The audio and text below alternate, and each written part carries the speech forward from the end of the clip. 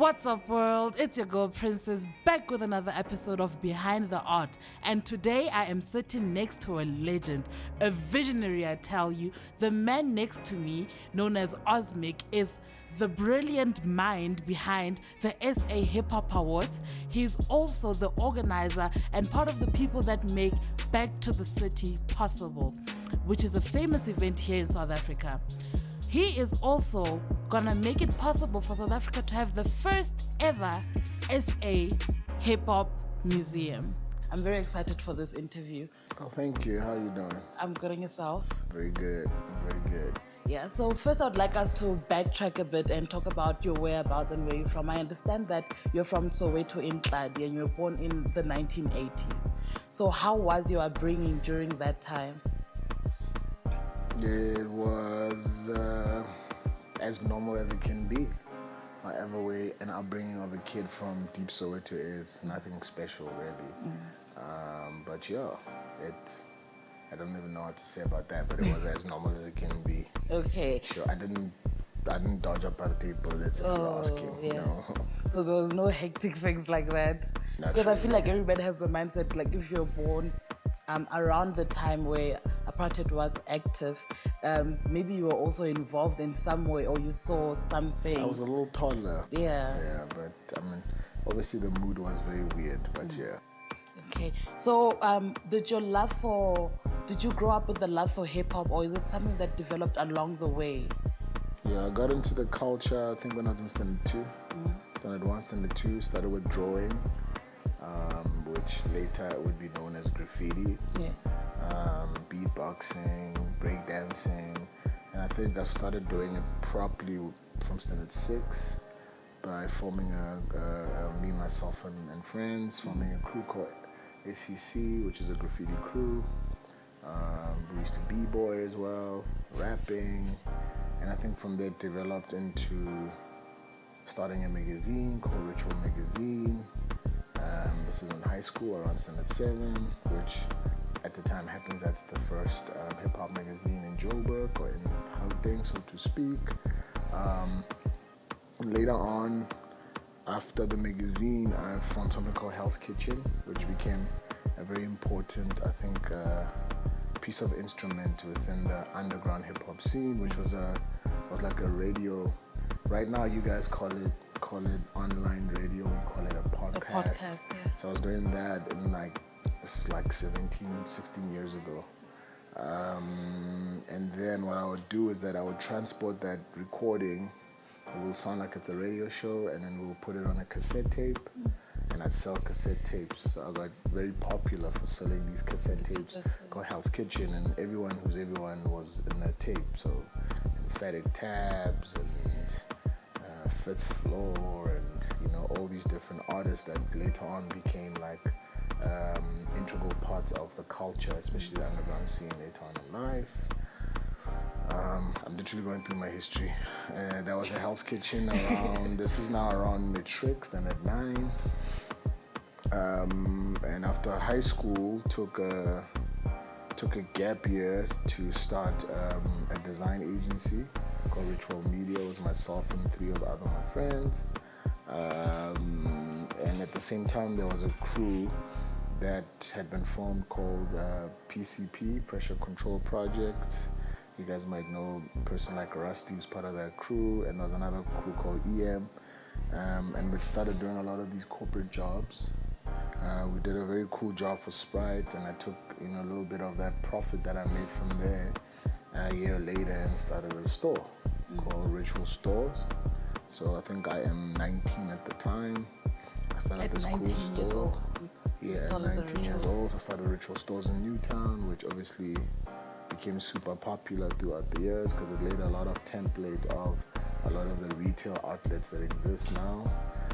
And at the time also when it was started, there was no form of there was no distribution channel for local hip-hop. So it became almost like the Mecca where if you wanted to find someone's CD, you go there. If you want to find someone's clothing label, like your Bhutan wears and all these guys, you find it there. If you wanted to find the coolest or the hippest info about what's happening with the culture, that would be the spot. So I ran that store, I think, for like 13 years. During that time, I think maybe when I was 21, I started this thing called Back to the City. Obviously with the aim of putting everyone under one spot because the culture was starting to grow. And at this time when I started it, I had a show on YFM, a hip-hop show on YFM, myself and Lee Consum and DJ Kenzero called The Bridge. And I also had a TV show on Soweto TV and another channel in London. So the whole aim of all these things were always to how do we promote the culture to a mass market? How do we increase listenership? How do we increase viewership? And so the festival happened. And for the fact that the first festival we did had about 3,500 people, that showed demand, and it showed that there was an interest in something like that, meaning the culture or the industry was ready for something of that sort. Obviously, 13 years down the line now, it's for the last 6 years, it's become the biggest hip-hop gathering on the continent. And I think about 7 years ago, then I also, obviously my team and I started this thing called the South African Hip Hop Awards. And the reason why we started the South African Hip Hop Awards was purely because the culture was getting to a point where there was a lot of success, there was a lot of achievements. And it felt right for the culture to thank itself and the people who are participating to say, you've gone platinum, you've gone gold, you've clinched this deal, you've done a world tour, you've spray painted for the Queen, whatever, whatever achievement that has never been done before.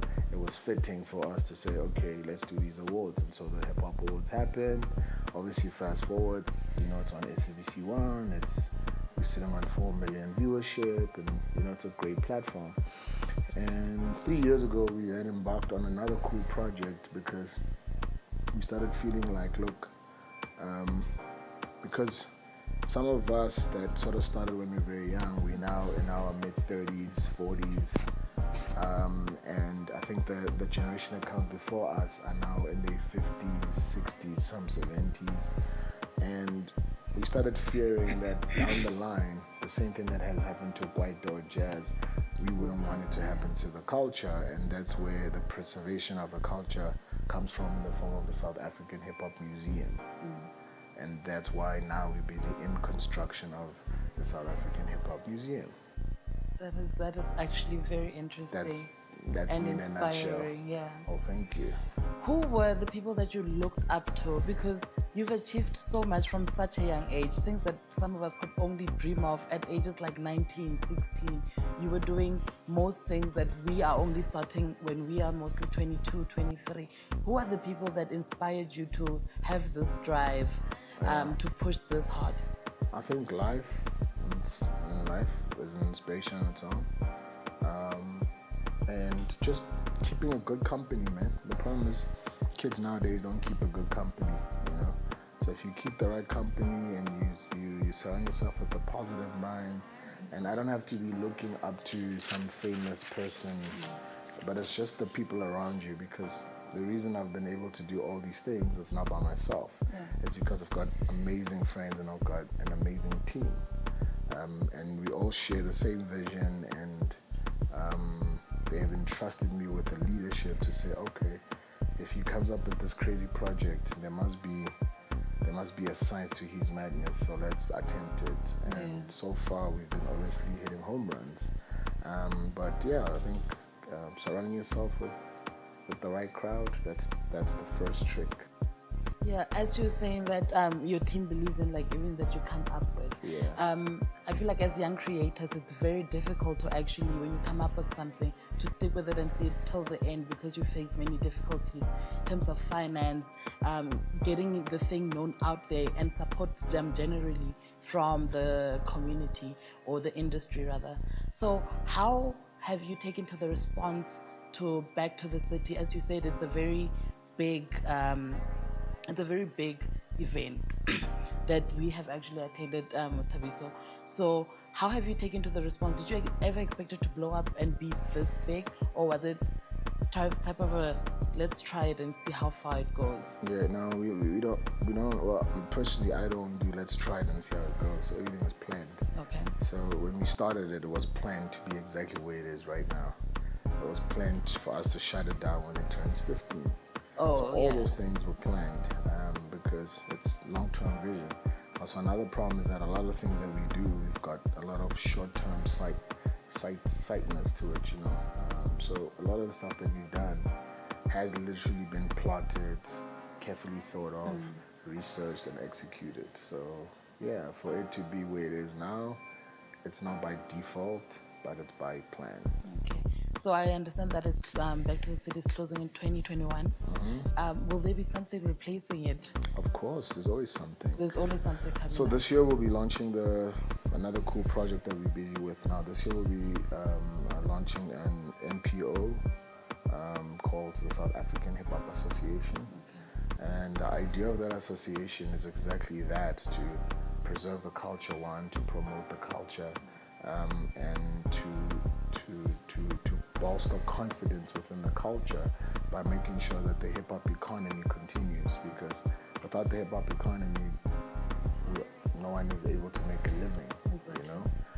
And also take the teachings of this culture and penetrate schools and communities and sort of show them the alternative, whether it be graffiti, which is art, whether it be music in the form of production or writing or designing, or, you know, all these different things, because the culture promotes hustleship, you know, which is an alternative if you can't get a job.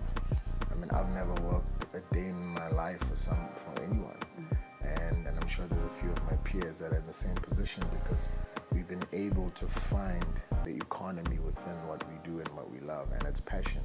Like I told you before, I left the office at 4 a.m. I was doing hip hop, you know? So the whole week I've been sleeping at 3 a.m., leaving the office because I was doing hip hop. Because at the end of all those hours, I get paid, you know? And I then take that money, then I pay other people in the hope that the other people will then pay other people. And that's how an economy is. So that's the point of this association. So I would guess that the advice that you would give a young upcoming director, be it director, anybody who's behind the scenes, would be perseverance. And what else would you like say to those people that actually want to be where you are today? I'm never sure where I am, but I don't know. I always say to kids, man, I don't know. The basics are simple. Surround yourself with positiveness. That's where it starts. Because, you know, show me your circle and I can show you a future. That's the first. Like, that's actually the first. That's where it starts. Because if you've got those sort of dudes that got your back, where you guys have teamed up or partnered up and there's value in each other. I always say, me and my friends, we use each other. If you can't use your friend, that's a useless friendship. Because what's the point? Like, we might as well be sitting under the African sun being burnt, you know? So it needs to be value. So when you are my friend, there must be something I can gain from you. There must be something you can gain from me. And positive gains, and then we can move forward. So thank you very much for having this interview with us. It was an honor to interview you, actually get to pick your brain and know what you're about, where you're coming from and where you're going. We'd love to see the museum. Actually, I'm actually very excited for that, to learn about the history. Because some of us are recent hip-hop fans, not always been interested or in love, but we've discovered a love for it. So thank you very much for this interview.